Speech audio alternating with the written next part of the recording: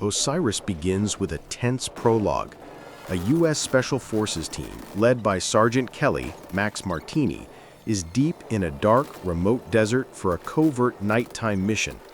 The atmosphere is thick, sand, silence, and the constant threat of insurgents. But in a sudden ambush, Kelly and his squad are overwhelmed. The firefight is chaotic.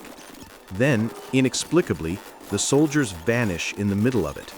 One moment they're in the desert, the next they regain consciousness somewhere else entirely, only to discover they're inside translucent stasis pods aboard a massive alien spacecraft. When they awaken, disoriented and groggy, they're released from the pods into a dim, cavernous ship. The corridors are cold, metallic, and alien. They gather their bearings, slowly realizing they're armed, but not with their standard issue gear. Some weapons are unfamiliar. The bodies of other humans, or things that look like humans, hang skinned from the walls, evidence of grotesque experiments or ritual. It's immediately clear this ship is not a gentle space ark or a rescue vessel. It's a prison. Their first moments of exploration are tense. Kelly rallies the team. They need to understand where they are, how to survive, and whether there's a way out. As they move, they encounter terrifying creatures, tall, eyeless humanoids with armored, grotesque skin and sharp claws. These aliens also wield energy-based shields, making a straightforward firefight costly and dangerous. The soldiers fight back, combining their military training with scavenged alien weapons, but the environment works against them. The ship is a lethal labyrinth. While navigating this hostile terrain, Kelly's group meets a young Russian woman named Ravi by Brianna Hildebrand. At first, she's untrusting, but she reveals critical, horrifying information. She has been on this ship for a while. She warns Kelly's team that the aliens don't just kill humans randomly. They collect humans, and she believes they're being used as food. This horrifying revelation raises the stakes. Survival isn't just about escaping, but stopping a monstrous system. Ravi leads Kelly and some of the surviving commandos through maintenance tunnels, narrow shafts, air ducts, and service corridors that seem less patrolled by the aliens. The tension is unrelenting. Every corner could hide an alien. Every shadow might conceal a trap. In these tunnels, Ravi eventually opens up more about her backstory. She's not alone. Her mother, Anya, by Linda Hamilton, is also aboard. Anya has survived on this ship for decades. She's become a kind of anchor, a survivor mentor to Ravi and others. She knows the ship's architecture, its patterns, and crucially, a plan to sabotage the aliens' infrastructure. When Kelly and his surviving commandos work to reach Anya, they face skirmishes and ambushes. Some of Kelly's men are killed, others wounded. The aliens' tactics are both brutal and methodical. They don't just hunt, they manage. When they finally reach Anya, it's a fraught reunion. Anya is emotional, having waited so long. She recounts how over the years she has watched other humans perish, saw the aliens rebuild, and schemed for a way to fight back. Her knowledge is invaluable.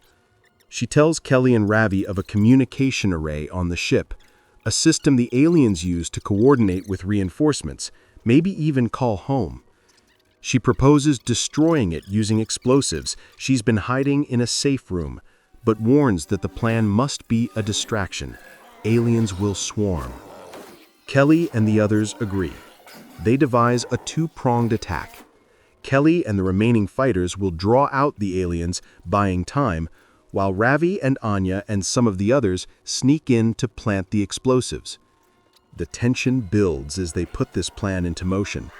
As they move to their positions, the corridors become war zones.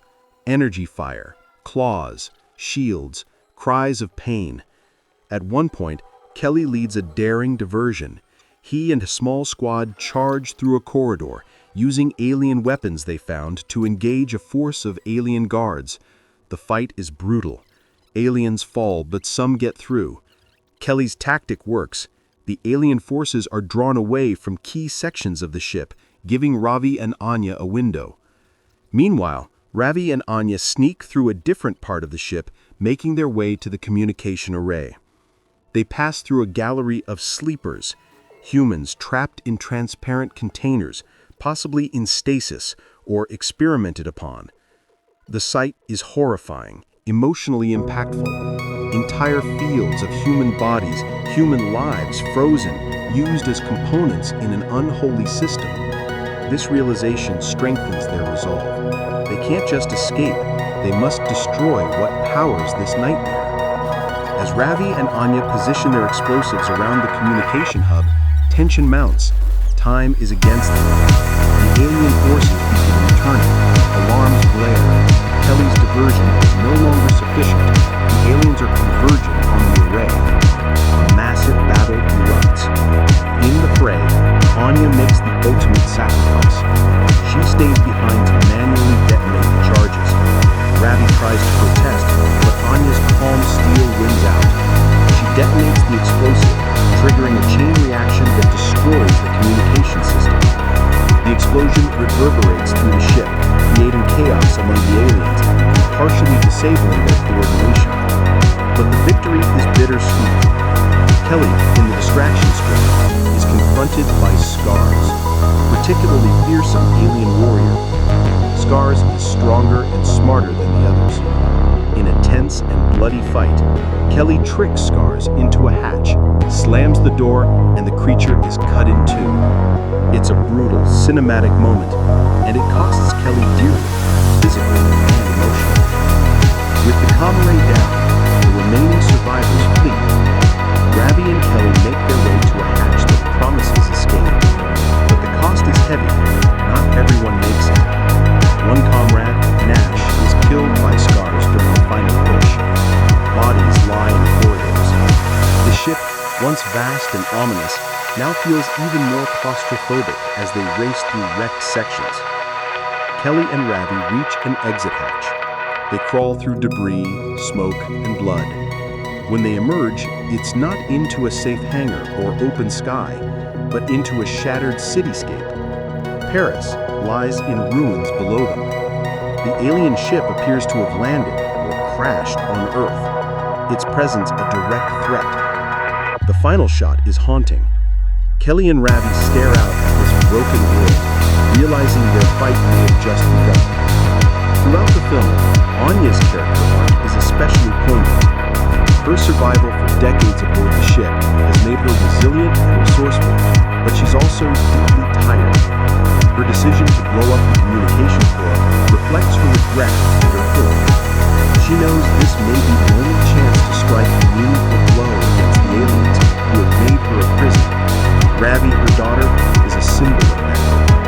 Young, desperate, but willing to risk everything. Kelly's arc is about leadership and sacrifice. He's not just a soldier, he becomes a reluctant hero, making decisions under fire, trusting former experimented humans, and ultimately paying a high price for his defiance and courage. The aliens themselves are not deeply characterized.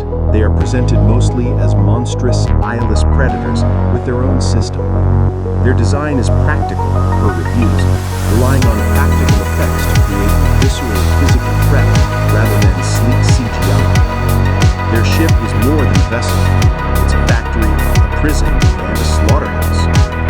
Critically, Osiris is appreciated for its action scenes, practical creature effects, and throwback sci-fi horror theme. Roger Ebert's review calls it a cheesy homage to classics like Aliens and Predator. Linda Hamilton's role as Anya brings nostalgic weight. She doesn't appear until later, but when she does, she commands presence and emotional resonance. The practical makeup of the aliens, while sometimes visibly costumed, adds a gritty physical authenticity. Thematically, Osiris explores survival horror, human exploitation, and the brutality of being trapped in someone else's monstrous system. It raises questions about what humanity becomes when stripped of agency and used as commodity. how far people will go to resist even when the odds are stacked against them. In the final analysis, the film ends on a somber but defiant note. Kelly and Ravi survive. The Earth is now shattered under the shadow of the alien ship. The fight is not over. They may have won a battle, but the war has just begun, and their